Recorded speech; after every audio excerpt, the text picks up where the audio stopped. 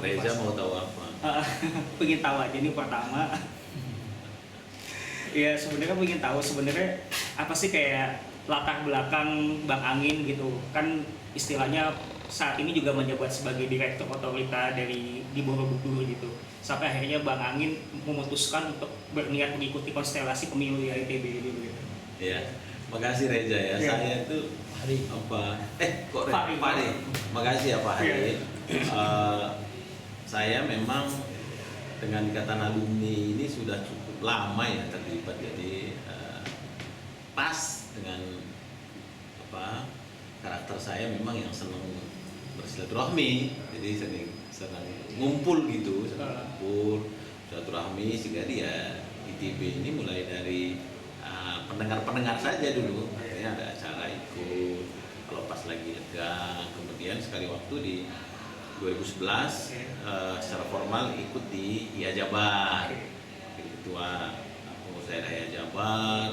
Habis itu di situ dikasih amanah ngurusin kongres pusat.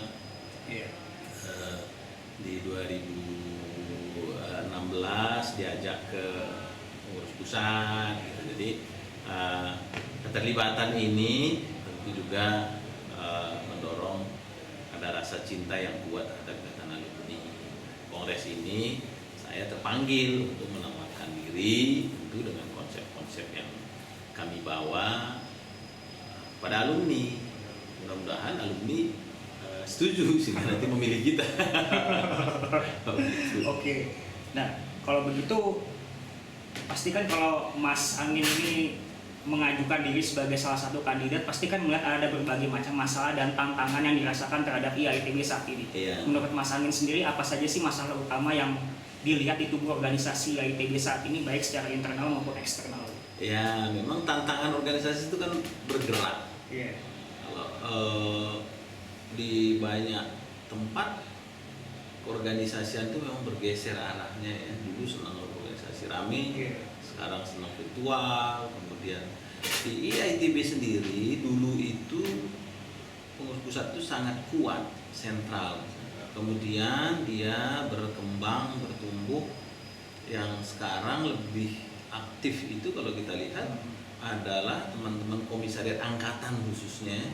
Kemudian teman-teman program studi. Nah, ditambah lagi komisariat yang sifatnya minat. Bahkan sekarang ada komisariat yang untuk jalan-jalan, untuk timik-timik namanya. Ada komisariat yang kuliner, itu lezat, ya, timik lezat gitu loh. Nah, ini tentu potensi tersendiri, keguyuban yang sudah muncul dengan interest masing-masing. Nah, saya melihat pengurus pusat ini juga perlu melakukan reposisi yang tadinya perannya kuat, dia reposisi menjadi fasilitator, integrator dari kegiatan-kegiatan yang ada di komisariat, di prodi dan Pemda. Kenapa? Karena lokus kegiatan itu kan pasti ada di daerah. Nah, apakah Jakarta, Banten, Barat, Jogja, Jateng, Sumut, Banten dan lain-lain. Jadi, integrasi program ini kami yakin bisa menghadirkan keguyuban di anggota, itu yang kami sebut dengan pengurus pusat itu ke depan fungsinya gelar tikar. Gelar tikar ya seperti kita orang tua kita dulu, menggelar tikar, semua ada, semua memberikan pandangan-pandangan apa yang harus kita lakukan, kemudian disepakati bersama. Nah, untuk menjadi gawe bersama, bukan lagi kerjaan pengurus pusat, tapi pekerjaan ikatan alumni secara keseluruhan. Bahwa ada jangkarnya prodi tertentu, ada jangkarnya pengda tertentu, ada jangkarnya komisariat tertentu, itu karena mereka sebagai inisiator. Misalnya seperti itu. Oke. Lalu pertanyaan selanjutnya adalah bagaimana pandangan Bang Angin sendiri terhadap peran IITB dalam menjawab isu-isu nasional atau yang mendukung penguatan posisi ITB secara strategis sebagai organisasi alumni yang terbesar di Indonesia gitu, dari segi isu-isu nasionalnya itu seperti apa gitu? Kalau jadi ikatan alumni ITB ini memang harus bisa memanggungkan ide-ide yang ada di ITB, yang ada di alumni yang saya sampaikan tadi.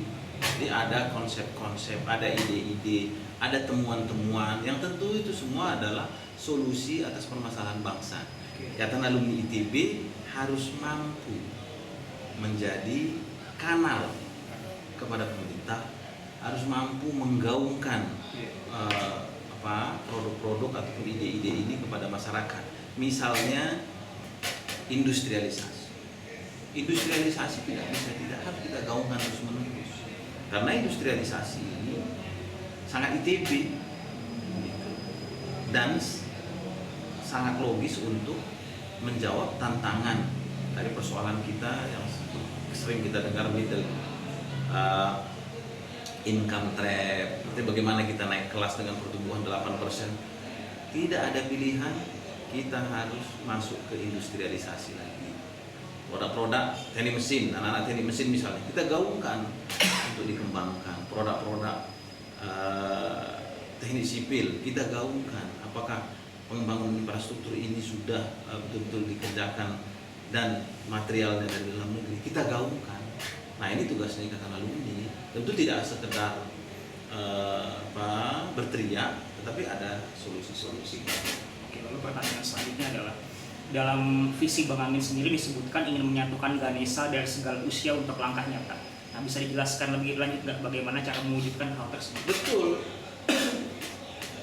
Jadi tugas kita kan tadi guyonannya berarti kali. Semua sama. Semua kita putus barrier-barrier untuk bersatu. Kenapa? Karena tidak ada yang besar, tidak ada yang kecil. Sama, semua ikatan alumni kita sama-sama. Lalu kita harapkan ke depan ada sebuah database yang komprehensif, tidak hanya terhadap alumninya.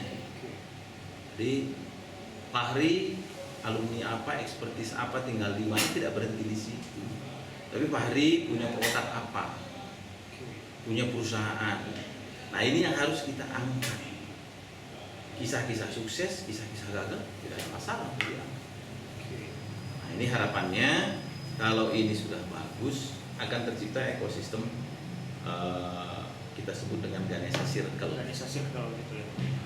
Jadi Ganesha Circle itu apa, lebih kayak sistem integrasi digital untuk itu teknisnya. Yang penting ide kita bagaimana seluruh alumni ini bisa saling terhubung dengan baik. Oke, lalu bagaimana dengan Ganesha Bus? Bang Amin ingin mendukung alumni muda dan senior, bagaimana teknis mentoring dan kolaborasi? Betul, lagi-lagi kalau hubungan alumni ini sudah bagus, ya kita sudah saling kenal, ya, saling mengetahui potensi, saling mengetahui kekurangan, itu kita bisa bergeser ke saling mendukung. Kalau bahasa Jawa itu kita sebut dengan gandeng dan gendong. Orang yang sudah mampu berdiri kita gandeng untuk maju. Yang belum mampu kita gendong. Kita gendong ini bahasanya sering kita dengar mentorship. Ada mentorship, ada sharing.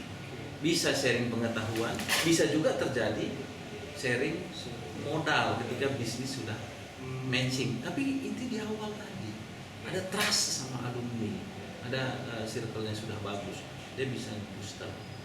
Yang muda mentorship, karir, yang senior itu juga butuh eksistensi.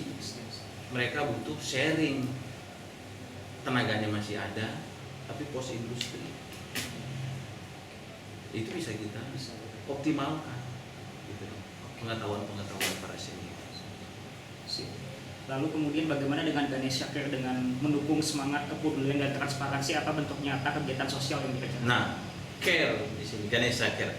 Kalau kita sudah bisa circle dengan baik, sudah saling suka kepada organisasi ini, kita bisa ngebooster. Kita akan penuh kerelaan. Ya. Kalau orang tua kita suka rela, kalau udah suka, lu pasti rela deh. Itu sebuah kerelaan, kepedulian kepada alumni ITB, kepedulian kepada ITB, kepedulian kepada mahasiswa di ITB, dan kepedulian kepada bangsa. Nah, kepedulian kepada bangsa ini tadi kita bagaimana berbicara policy ya, kebijakan itu drafting ya, yang mengambil kebijakan itu kan ada pemerintah dan DPR. Kita bisa feeding apa sih yang terbaik. kita juga bisa ajukan program. Contoh misalnya yang menurut kami sangat logis dan memang sudah diinisiasi, beasiswa dari alumni buat ITB. Apa sih kepedulian kita kepada ITB? Mungkin beasiswa sangat relevan. Sekarang ada beasiswa per unit organisasi, tetapi alumni secara keseluruhan, ikatan alumni, pengurus pusat itu belum mendorong ke sana. Kenapa? Karena ini sudah jalan sendiri-sendiri. Nah, ini harapan kita ke depan itu dia terencana. Tahun ini misalnya kita ngasih beasiswa ini, tahun depan ngasih beasiswa. Kalau kita melakukan dengan transparan, kami yakin keterlibatan alumni terhadap program ini akan berjalan dengan baik. Transparansi kuncinya, makanya kami sampaikan kepedulian dan transparansi. Kepedulian kalau tidak ada transparansi biasanya sesaat atau ada kasus tertentu nih, hari ini ada 30 orang nggak bisa beres PP. Tapi kalau ada kepedulian, kita lakukan transparan, orang mungkin akan rutin. Oke. Lalu apa pesan-pesan yang ingin Bang Angin sampaikan pada alumni ITB yang udah terdaftar menjadi pemilih tetap menjelang Kongres Nasional tanggal 28 Juni nanti?